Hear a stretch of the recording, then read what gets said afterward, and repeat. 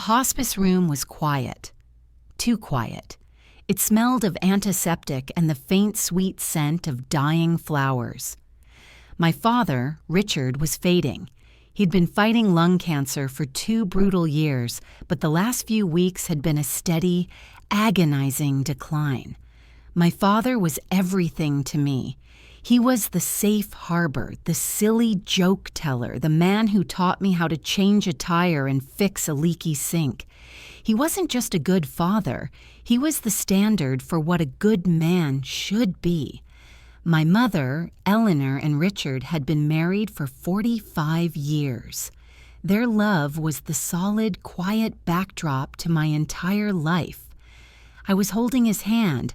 It felt papery and frail.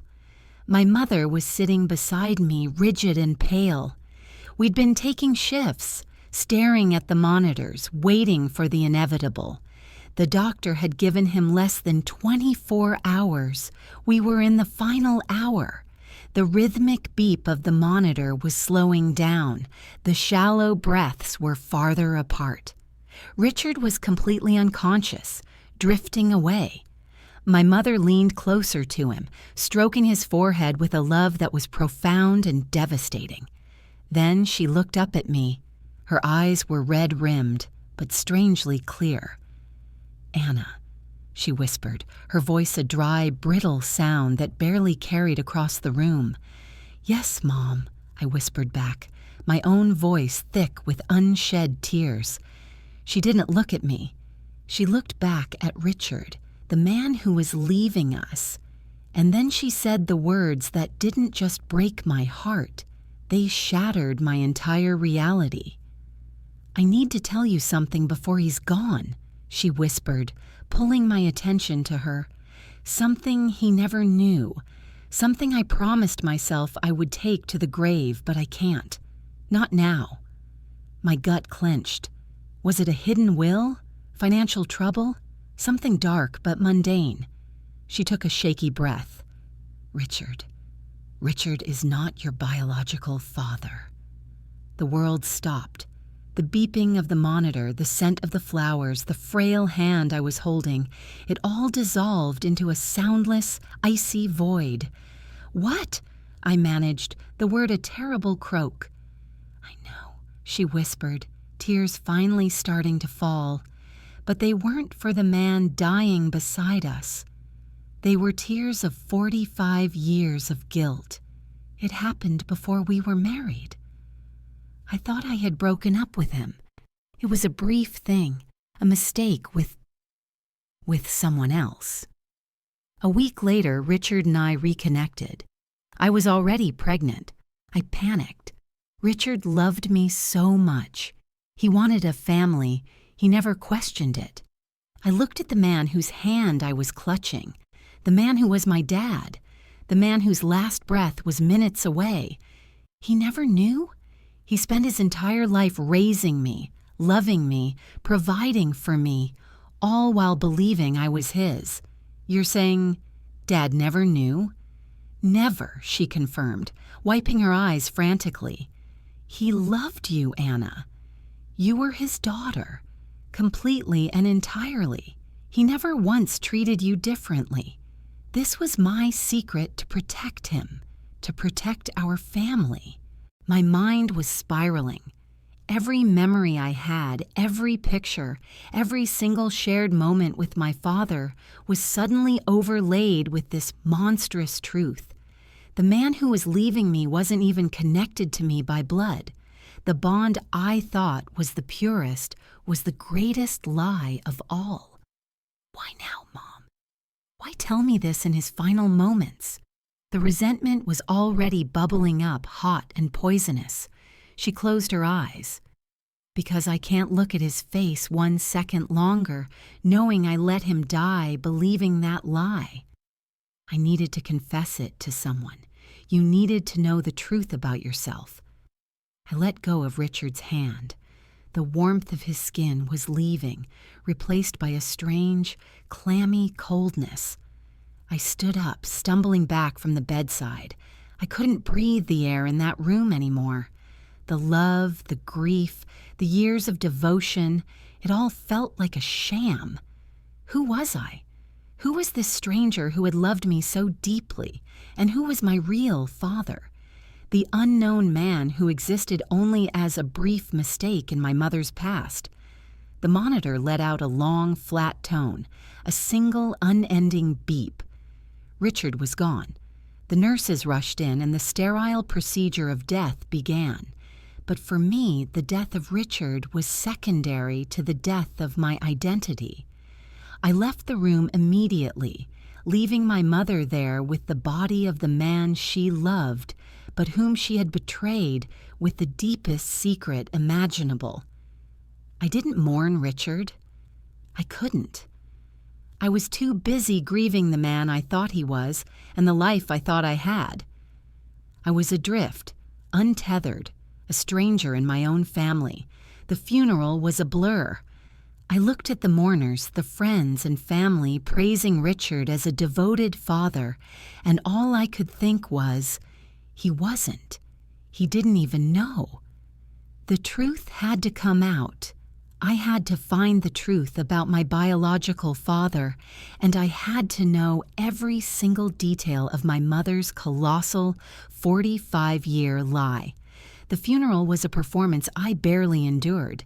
Every sympathetic pat on the shoulder, every eulogy about Richard's unwavering devotion as a husband and father felt like a spike driven into my chest. I looked at my mother, the grieving widow, and saw only the perfect liar. A week after Richard's burial, I went to my mother's house. The initial shock had worn off, replaced by a cold, searing need for answers. I needed to know the identity of the man who was truly my biological father. My mother was sitting in the living room, surrounded by sympathy cards. She looked exhausted but calmer. She expected grief. She got a prosecutor. "We need to talk about it," I stated, standing rigidly in the doorway. "About your confession." "About my actual father." She flinched. "Anna, please, give me some time. I just buried Richard, the man I loved." "The man you deceived for 45 years, I corrected, my voice hard. "You chose to protect him with a lie. Now you will protect me with the truth. Who is he, Mom? Give me a name." She hesitated, looking down at her hands. It was so long ago. Almost 50 years. I was young, foolish. Richard and I had a fight. We broke up for a week. I went to a party. I met a man named Peter Reynolds. I grabbed a notebook and pen from the desk. Peter Reynolds. And where was he from? What did he do? He was an art student, visiting from out of state, California, I think. He was passionate, intense, everything Richard wasn't. It was one night, Anna. He was gone the next morning. I didn't even get his address. When Richard came back and proposed a week later, I found out I was pregnant. I buried it. I never looked back. I felt a surge of dizzying emotion. My entire genetic makeup, half of my history, boiled down to a single, drunken mistake with an intense art student named Peter. "Did you ever contact him?" I demanded. "Did you ever try to tell him he had a daughter?" "No, never," she insisted, shaking her head violently. "I told you, I was protecting the family." Richard was building a life for us. Peter was a ghost. I couldn't risk the stability Richard offered. The word stability struck me again. It was the same word David had used to justify his betrayal. Stability, it seemed, was the enemy of truth in my family. I realized I wasn't going to get any more concrete information from her. Her memories were hazy, filtered by decades of guilt and self-preservation. I needed physical evidence. "I need your diaries, your letters, anything from that year," I said. "I need proof of Peter's existence. I need to know who he was." My mother finally relented, pointing to an old cedar chest in the attic. Of course, the attic again. I spent the next 2 days sifting through decades of my parents' lives, old photographs, yellowed love letters between Richard and Eleanor, my baby clothes, and finally, tucked beneath a stack of wedding linens, I found it. A small spiral-bound journal from 1975. I flipped to the dates surrounding my conception. The handwriting was youthful and dramatic. The entry for the night I was conceived was short and electric. October 14th. Peter. Wild and beautiful. He sees me. The world feels different with him. The following entries talked about Richard, the slow reconciliation, and then the panic of the positive pregnancy test. The final relevant entry, dated 6 weeks after the encounter, was the most revealing. I saw Peter at the campus coffee shop today. He said he was leaving for California tomorrow. I almost told him. The words were on my tongue, but I saw the ring Richard gave me, and I thought of the future, the secure, safe future. I lied. I told Peter I was happy, that I was marrying Richard. I watched him walk away. Now the secret is sealed. I will never look back. My daughter will be a Miller. The journal confirmed everything: the name, the location, California bound, and the fact that Richard's name had been chosen for me before I was even born. But the journal offered one more tiny, crucial detail. It mentioned where Peter was studying, the San Francisco Art Institute. That was my lead. A university, a name, a location, and a time period. It wasn't much, but it was enough. I knew what I had to do. I couldn't rebuild my identity on my mother's decades of lies. I had to find Peter Reynolds. I went online, starting my search. It was a massive undertaking, but the initial search on the Art Institute's alumni registry gave me a shocking result: a Peter T. Reynolds with a degree in sculpture and a current address listed in Northern California. The age matched. I took the next logical, terrifying step. I reached out to an online ancestry DNA testing company and ordered a kit. I needed undeniable scientific proof before I tore open an unknown man's life. I was no longer mourning Richard. I was hunting down my truth. The 2 weeks I spent waiting for the DNA test results were agony. It was a vacuum of emotional paralysis. I still had to go through the motions of mourning Richard, cleaning out his belongings and supporting my mother, who was now leaning on me heavily. All the while, the small plastic DNA kit was speeding across the country, carrying the final verdict on my life. During this waiting period, my mother started acting strangely.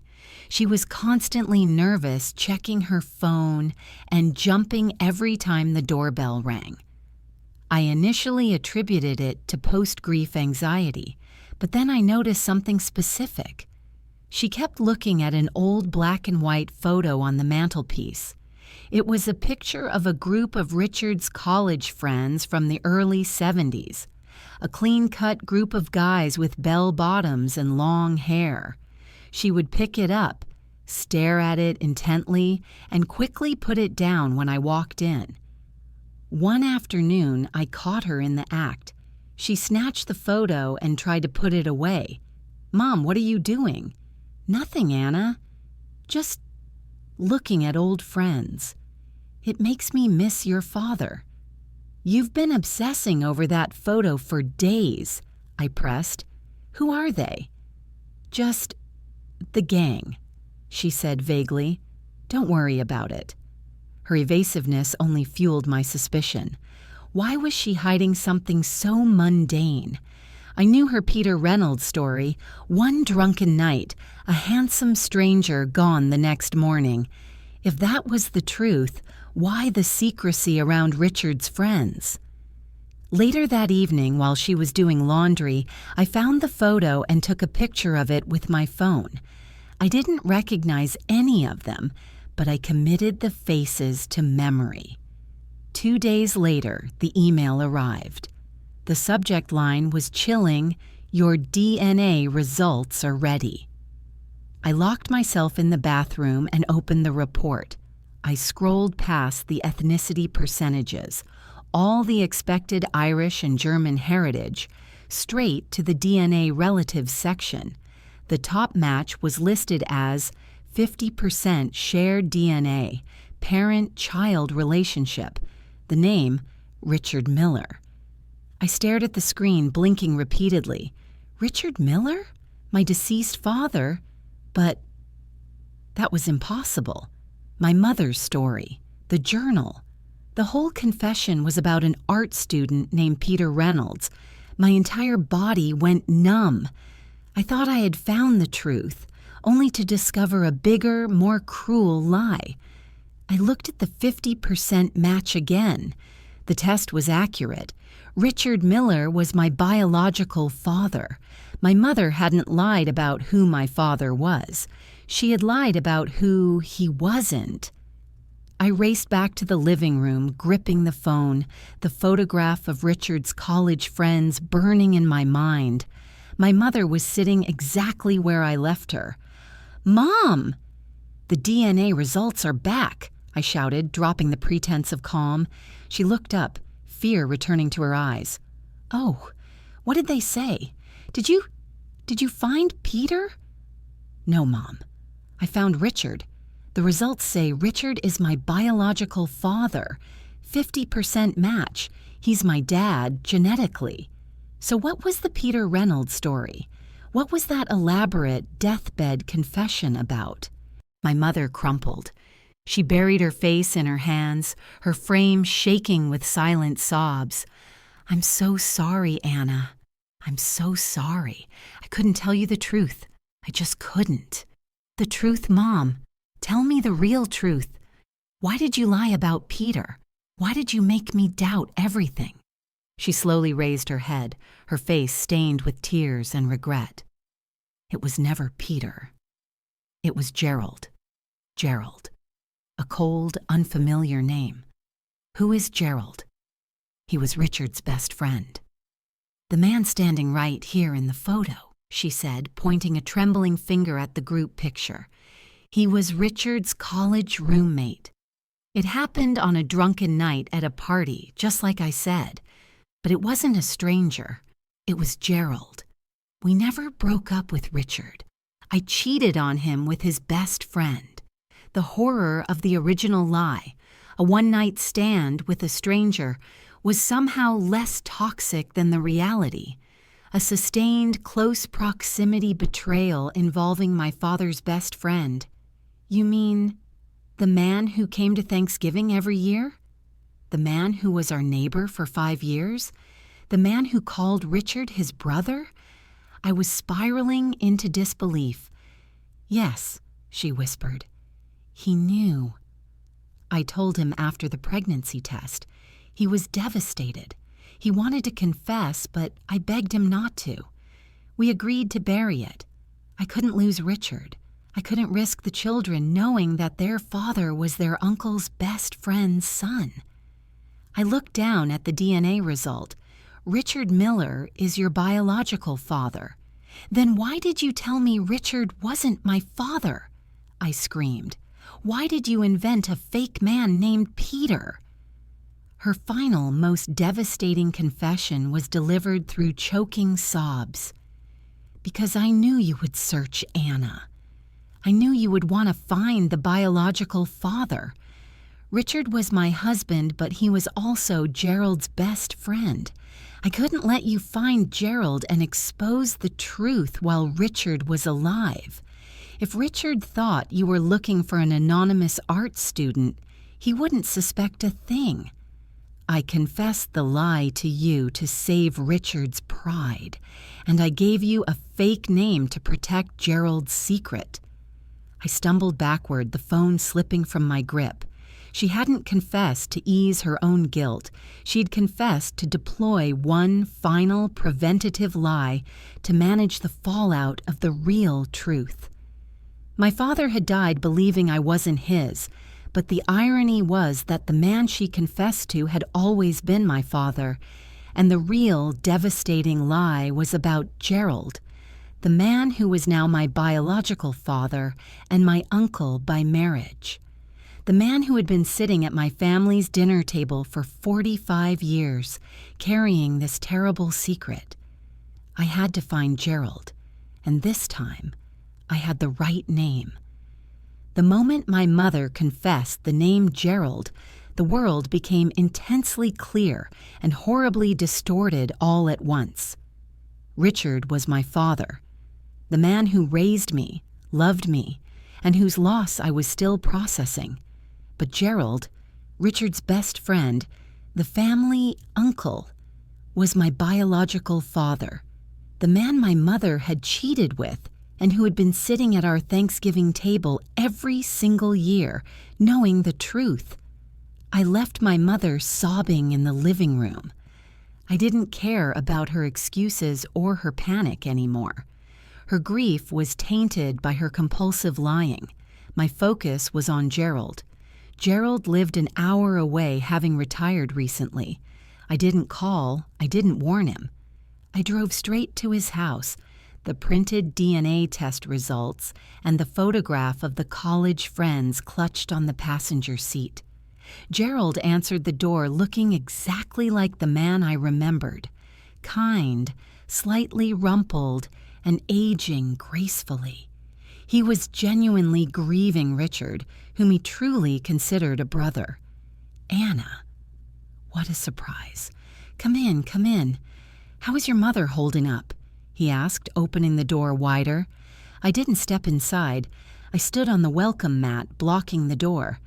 My eyes bored into his. She's fine, Gerald, I said, my voice cold and hard. She's fine now that the real truth is finally out. I know, Gerald. I know everything. He frowned, confusion etched onto his face. Know what, dear? If this is about Richard's will, I told Eleanor to... It's not about Richard's will, I cut him off. It's about Richard's daughter. Me. I know Richard is my biological father, and I know you knew the entire time. Gerald's face went white. The color drained out of him so quickly, I thought he might actually collapse on the spot. He didn't look at all like the handsome art student in the journal. He looked like an old man suddenly confronted by 45 years of hidden sin. What are you talking about, Anna? Richard. He was your father, Gerald stammered, the denial weak and panicked. I pulled out the photograph of the college friends. Yes, he was my father, the man who raised me. But I took a DNA test, Gerald, and the results are undeniable. Richard Miller is my biological father, and my mother confessed the entire story, the one-night stand, the pregnancy panic, and the lie about Peter Reynolds. I took a deliberate step closer. She confessed that she made up Peter Reynolds so I wouldn't track down the real man, the man who was Richard's best friend, the man who sat across from Richard for 45 years, knowing that I was his daughter. I pointed a shaking finger at his chest. You are the mistake, Gerald. And you let Richard love me, raise me, and die believing that I wasn't even his. How could you do that to your best friend?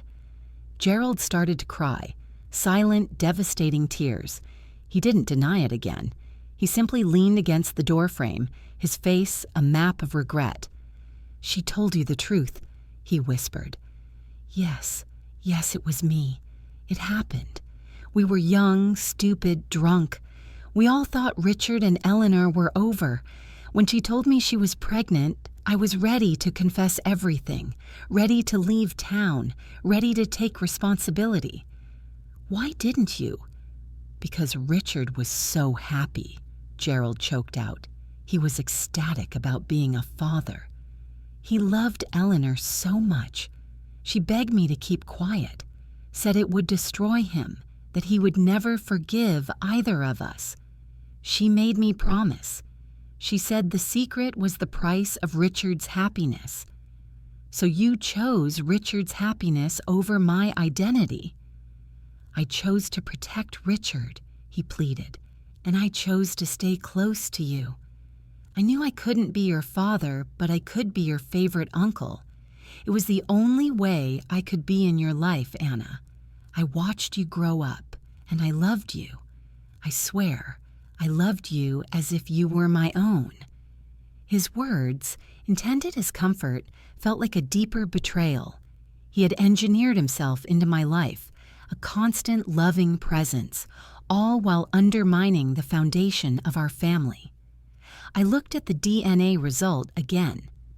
Richard was my biological father, but Richard's name on the DNA test was the result of a mistake I made. I immediately realized what I had done. I had misunderstood the DNA result. The 50% match confirmed I was Richard Miller's daughter. But which Richard Miller was that? The man who raised me, or the man I thought was my biological father?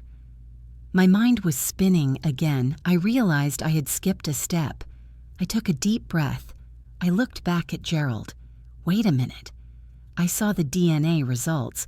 Richard Miller is my biological father. Gerald frowned, confused. That can't be right, unless... He paused, his eyes widening with a new horror. Unless Richard knew? And he also took a test before he died? No. I'm talking about the 50% match. It says Richard Miller. That means Richard is my father, I insisted. Gerald shook his head slowly. No, Anna. I told you, I am your biological father. The last name is the same. Gerald T. Miller, Richard J. Miller. We're cousins. It was the common name that helped Eleanor sell the lie. And the DNA test results, they must have linked you to the family line. Your mother's family's DNA is mixed in, so it just shows the overall Miller match. But I am your father. I felt the blood drain from my head again. I was so convinced the DNA test solved the lie, only to realize I misinterpreted the general family match. The names were too similar, the emotional trauma too great.